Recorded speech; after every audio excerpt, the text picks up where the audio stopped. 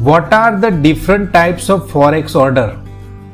Forex में कई तरह के ऑर्डर लगाए जाते हैं, तो वो कौन कौन से ऑर्डर होते हैं। तो पहला होता है मार्केट ऑर्डर्स। आप जब ट्रेड एग्जीक्यूट करते हो तो वहाँ पे कई सारे ऑर्डर आपको आपके प्लेटफॉर्म पे मिल जाएंगे। तो कौन सा ऑर्डर आपको एग्जीक्यूट करना है, तो उससे समझने के लिए आपको पहले समझना पड़ेगा किस तरह के ऑर्डर्स होते हैं। पहला होता है market orders. An order to buy और sell current market price anyhow. Market orders means किसी भी तरह से मुझे ये ऑर्डर एग्जीक्यूट करना है, बाय का या सेल का, किसी भी तरह से ऑर्डर एग्जीक्यूट होना चाहिए मुझे, फिर मार्केट में किसी भी तरह की मूवमेंट क्यों ना हो जाए। ओके, जैसे समझ लीजिए कि अभी के लिए हम ये चार्ट देखें तो ये चल रहा है 1.04933। ओके, अगर मुझे इसे बाय करना है, तो अगर मैं बाइंग लगाऊंगा तो बाइंग मेरी होगी 0499। ओके, ये जो प्राइस है वो आस्क प्राइस है और ये है बिड प्राइस। तो अगर मैं अभी मार्केट ऑर्डर लगाऊंगा तो जो भी मार्केट में यहाँ पे जो भी मार्केट वैल्यू चल रही होगी उसके ऊपर मुझे ऑर्डर मेरा एग्जीक्यूट हो जाएगा, बाइंग हो जाएगा। लेकिन यहाँ पे दिक्कत क्या रहती है कि अगर आपने ऑर्डर लगाया और उसी वक्त स्लीपेज हो गई, स्लीपेज किसे बोलेंगे, जैसे यहाँ पे अभी मुझे 04990 पे ऑर्डर लगाना है, लेकिन हो सकता है कि ये 99 ना होके 550 हो जाए। वही 3-4 सेकंड में जब मैं ऑर्डर एग्जीक्यूट करता हूँ तो ये 550 यहाँ पे हो जाएगा।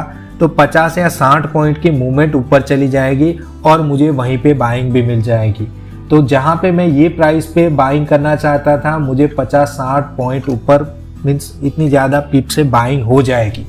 तो ये स्लिपेज होती है। कई बार मार्केट में ऐसी स्लिपेज होती है कि जहाँ पे आप ऑर्डर लगाते हो उससे 10-20 गुना ज़्यादा आपको पीप गंवानी पड़ती है। ओके, तो उसी को स्लिपेज बोलते हैं। तो ये वाली दिक्कत होती है अगर आप मार्केट ऑर्डर लगाते हो।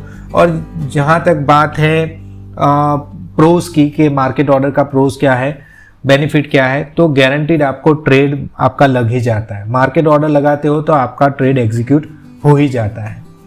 अब बात करते हैं लिमिट ऑर्डर की। लिमिट ऑर्डर किसे कहा जाए, an order to buy below the current market price.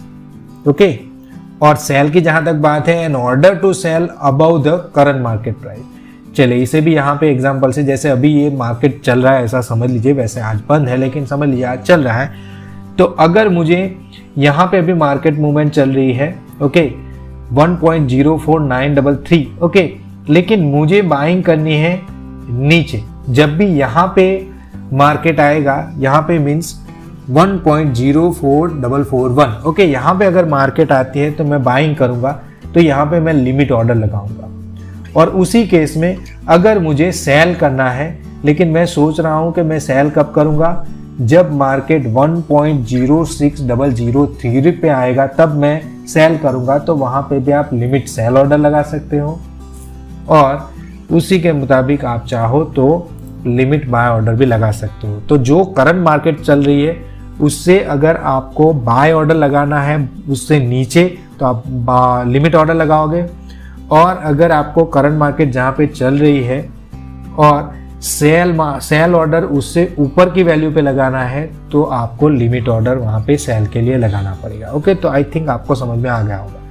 अभी बात करते हैं स्टॉप ऑर्डर की। स्टॉप ऑर्डर क्या होता है, इससे उल्टा होता है। अब buy order about the current market price, okay, ये ब्रेकआउट में काम करता है। और वैसे ही सेल के लिए sell order below the current market price, current market चल रही है उससे नीचे ब्रेक डाउन के लिए यूज होता है। चलिए फिर से मैं एक्सप्लेन करता हूँ कि अभी के लिए यहाँ पे मार्केट चल रही है, मुझे लगता है कि मार्केट अगर यहाँ पे आएगी तो ब्रेकआउट देने वाली है, ऐसा मेरा मानना है। तो मैं यहाँ पे एक एसएल ऑर्डर, क्या बोला गया है उसे, स्टॉप ऑर्डर, ओके, तो मैं यहाँ पे एक स्टॉप ऑर्डर, बाय का स्टॉप ऑर्डर यहाँ पे लगा दूंगा। कहाँ पे, 1.06012, क्योंकि मेरा मानना है कि जब भी प्राइस यहाँ पे आएगी तो एक बड़ी ब्रेकआउट यहाँ पे नजर आएगी और उस टाइम पे मुझे टाइम नहीं मिलेगा ट्रेड एग्जीक्यूट करने के लिए। मैं मार्केट ऑर्डर लगाऊंगा तो स्लिपेज का खतरा हो सकता है। तो उसी के लिए मैं यहाँ पे ही एक स्टॉप ऑर्डर लगा लूंगा, बाय का स्टॉप ऑर्डर, जिससे जब भी ब्रेकआउट होगा तो ये प्राइस पे मुझे बाइंग मिल जाएगी। वैसे ही अगर मुझे लगता है कि ये जो बॉटम है 1.03589, यहाँ पे जब भी मार्केट आए तो मेरा सेल ऑर्डर एग्जीक्यूट हो जाएगा। तो यहाँ पे मैं सेल स्टॉप ऑर्डर एग्जीक्यूट करूंगा यहाँ पे। Okay, sell stop order means जब भी यहाँ पे मार्केट आएगी तो वहाँ पे ये सेलिंग हो जाएगी, मेरा शॉर्ट सेल का ऑर्डर लग जाएगा और ब्रेक डाउन होगा ऐसा मुझे लगता है, तो वो टाइम पे मेरा ट्रेड भी एग्जीक्यूट मैं चाहता हूँ वो वैल्यू पे हो जाएगा। चलिए, तो ये होता है stop order. Stop loss order, okay, stop loss order तो सभी को समझ में आता है। एन ऑर्डर टू सेल और by your position if the price fall और एक्सिड स्पेसिफिक लेवल। अभी स्टॉप लॉस ऑर्डर को भी समझ ही लेते हैं। चलिए, जैसे समझ लीजिए यहाँ पे मैंने बाय लगा दिया 1.04933 पे मैंने मार्केट ऑर्डर लगा दिया।